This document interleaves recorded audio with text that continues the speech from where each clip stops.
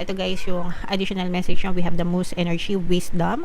Basahin natin guys. Let your head and mind reach the stars, yet keep your feet grounded on the earth. Ibig sabihin nito guys, yung isip natin, yung thoughts natin, yung ating mga iniisip natin, reach the stars, no? Ibig sabihin yung mga pangarap natin, abutin natin sa isip natin, yung pinakamataas na pwede mong pangarapin sa buhay mo guys. Kaya nga, di ba sabi nila, libre lang mangarap.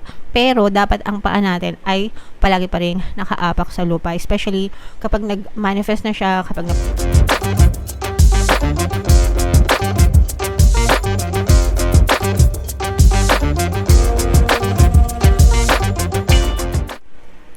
Hello guys, hello Aries, welcome back to Pinay Pixie Tarot. Ang pamagat ng episode natin for tonight is messages from the universe para ngayong March to April para sa Aries, Sun, Moon, Rising Sign, and Venus. So, unahin natin tong deck na to. Kung ano na lang yung makaresonate guys, take that message kasi hindi naman lahat ng message mag-resonate sa inyo.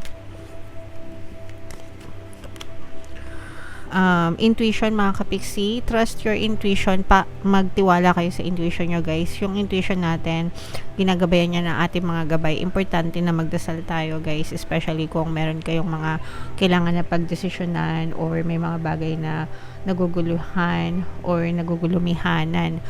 Kayo mga kapiksi, yan yung mga time na kailangan natin ng tulong ng nasa taas and ng mga spirit guides natin. So pray and ask for assistance mga kapiksi, and then makinig kayo sa inyong intuition, yung hindi kayo papabayaan ng inyong mga gabay, and gagabayan kayo sa tamang landas mga kapiksi. Okay, another message para sa inyo Aries. Discover your courage. Ito guys, huwag kayong matakot na lumabas ng inyong comfort zone. Hanapin nyo yung para sa inyo. Don't be afraid to explore guys. Malayo pa yung mararating nyo, mataas pa yung pwede nyo marating sa buhay mga kapiksi, basta alam nyo yun, you go beyond your comfort zone or outside your comfort zone. Try lang mga kapiksi, diba? Sometimes kasi nakukulong tayo sa takot no? Kaya hindi tayo nakakagawa ng mga bagay na gusto sana natin gawin kasi nauunahan tayo ng takot. But kung meron kang sapat na lakas ng loob, tapang, be confident guys. And sabi ko nga, magdasal lang kayo, no? And your spirit guides will always guide you. So kayang-kaya nyo yan mga kapiksi. Okay? Right. Wag nyong ipagkait sa sarili nyo yung buhay na para sa inyo Aries. And then we have 7 heavenly virtues. Ito guys, reminder ito, no? Kapag lumalabas yan, nire-remind kayo na ito yung mga ibuhay natin mga kapiksi para maging maganda yung takbo ng buhay natin. So, sa 7 heavenly virtues mga kapiksi, yung una is faith, no? Faith is believing in the unseen, mga kapiksi, no? Kumbaga parang naniniwala ka, nagtitiwala ka, no, na you can be, do, and have anything that you want. Pangalawa is hope. Hope is believing that good will prevail. Pag-asa, no? Umaasa na magiging maganda, magiging maayos ang lahat ng bagay sa inyo. Number 3 is charity. Charity guys is unlimited act of kindness. Dapat palagi tayong mabuti mga kapiksi, kawang gawa. Number 4 is fortitude. Fortitude is never giving up, yung hindi sumusuko. So kasama yan sa 7 heavenly virtues guys, kaya wag kayong susuko sa buhay mga kapiksi. Number 5 is justice. Justice is yung pagiging fair, pagiging patas. Wag judgmental guys, no? We observe, we don't judge. Wag tayong mag-judge mga kapiksi. Number 6 is patience. Patience is accepting the grace to forgive, yung marunong magpatawad mga kapiksi kahit na gaano ka sa laula, no? Yung mga taong gumawa sa inyo ng hindi maganda guys. Learn to forgive, okay? And then number 7 is temperance. Temperance is practicing self-control and moderation. So balance lang palagi, dapat lahat ng bagay mga kapiksi. So ito yung mga reminders guys about 7 heavenly virtues. So sana naintindihan nyo, and sana yun yung ibuhay nyo, i-embrace nyo sa buhay nyo Aries. And then yung next message for you guys, maging sensitive kayo guys, no, sa paligid nyo. Mararamdaman nyo naman kasi guys kung positive or negative yung vibration sa paligid nyo, 'di ba? Yung mga tao, bagay, sitwasyon na kinakabilangan nyo. Syempre, gusto natin palagi guys yung nasa positive vibration lang. Palagi masaya, ganyan. Para yun din yung nasasagap natin, because everything is energy and lahat yan na-absorb natin, mga kapiksi. Syempre, ayaw natin mag-absorb ng nega dahil nega din yung babalik sa atin, 'di ba? So, dapat puro positive lang yung niyayakap natin sa buhay natin. So, matuto kayong mag-filter. Kahit yung mga binabasa nyo guys, kahit yung mga napapanood nyo, nako, mahilig kayong manood ng mga batayan, di ba? Napaka-nega nun guys. Kaya medyo bawas-bawasan yung mga ganon. Kailangan palaging masaya guys. Okay? And we have competition ito guys, no.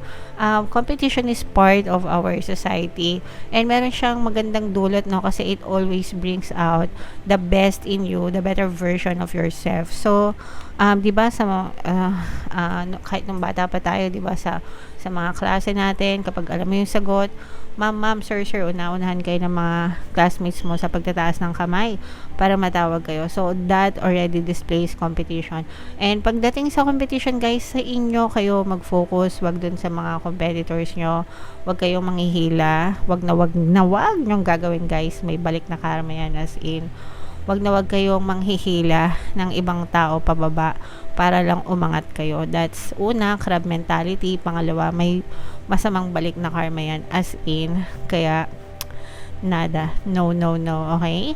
Always focus on yourself, maging better version ka, sarili mo, 'di ba? Talent mo, skills mo, yung mga produkto mo, kung may tindahan ka or whatever services, basta become the better version of yourself, guys. Okay? And another one, Aries, confrontation, pick your battles wisely.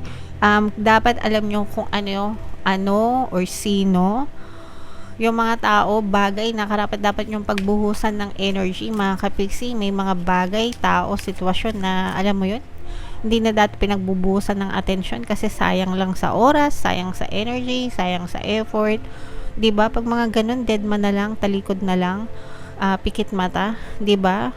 So, yeah, make sure na you spend your energy wisely, guys, sa mga bagay, tao, sitwasyon na kapaki-pakinabang, mga kapiksi. Energy nyo yan, 'di ba? So, make sure na ini-spend nyo or ini-invest nyo sa mga ayos na bagay, huwag dun sa mga walang kakwenta-kwentang bagay. Okay? So, comment down below, guys, if feeling nyo naka-resonate kayo and saang message ba kayo naka-resonate. Tingnan natin yung ganap sa inyo, or bunot pa tayo ng isa, guys. Habang sinashuffle ko to, panoorin nyo muna yung video natin regarding sa ating paano mag-manifest ng abundance video course. Kapiksi, sawa ka na ba sa mga struggles at hirap sa buhay mo? Masipag ka ba at masikap sa buhay ngunit hindi ka pa rin umaasenso? Ilang beses ka na bang nag-attempt magnegosyo at mag-invest pero palagi ka pa rin nalulugi? Sa pagkakataon na ito ay maaaring may subconscious beliefs ka na nagiging balakid sa iyong pag-unlad at pagyaman. Introducing, paano mag-manifest ng abundance video course.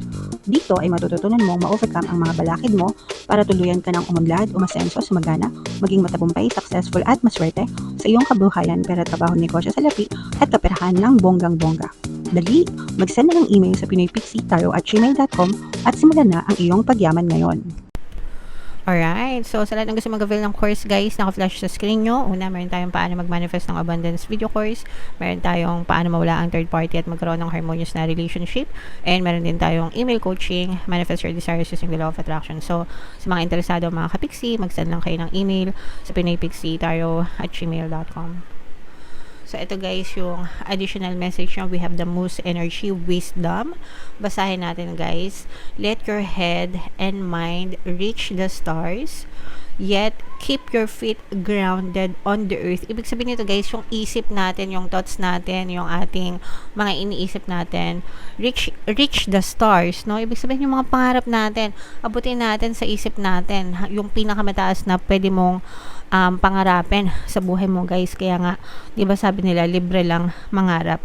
Pero dapat ang paa natin ay palagi pa rin nakaapak sa lupa, especially kapag nag-manifest na siya, kapag na-push out na siya sa inyong physical reality. Ibig sabihin, successful na kayo, na-achieve nyo na yung mga dreams nyo, yung mga goals nyo, yung mga desires nyo, nasa inyo na yung dream life nyo. Dapat yung paa, guys, nakaapak pa rin sa lupa. Ibig sabihin, always stay humble, practice humility. Yung mga taong humble, mga kapiksi, lalo pa yung inaangat ng nasa taas. At saka yung mga hambog, pinipitik yan. Sa isang iglap, pwedeng mawala, no? Kaya, wag na wag maging hambog, guys, sa mga natatanggap nyong biyaya, blessings at pagpapala. Galing lahat yan sa taas, okay? So, yeah. Listen to the ancient wisdom in your soul. The ancestors speak through you. You know much. So, yeah. Palagi tayong ginagabay ng ating mga gabay, even our ancestors, mga kapiksi. Kaya nga, dito sabi, diba? The ancestors speak through you. You know much. Yun ay sa pamamagitan ng mga intuition natin, even our spirit guides. Kaya nga sabi dito, first message sa inyo, guys, is trust your intuition, kasi yung intuition talaga natin, yun yung parang language, no? Parang cellphone. Parang satellite, kumbaga signal, ganyan. Yun yung connection natin with our spirit guides and ancient ancestors, mga kapiksi. So, yun yung pamaraan nila para padala ng mensahe sa atin, or maidala tayo sa tamang landas, mga kapiksi. So, always pray and always listen to your intuition, mga kapiksi. Alright? So, napakaganda ng message, especially, guys, yung message about humility and, dreaming the best for your life. Reach the stars, guys. Diba? Kaya nyo yan. Adya, mga kapiksi. Okay? So, comment down below. Aries, if feeling nyo nakaresonate kayo for more tarot readings, mga kapiksi, ito yung playlist nyo.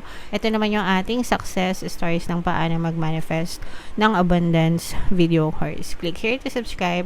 Ito yung ating mga pampaswerte subliminals. Thank you for liking, sharing, and subscribing. See you next time, mga kapiksi. I love you all. Have a nice day. Bye-bye.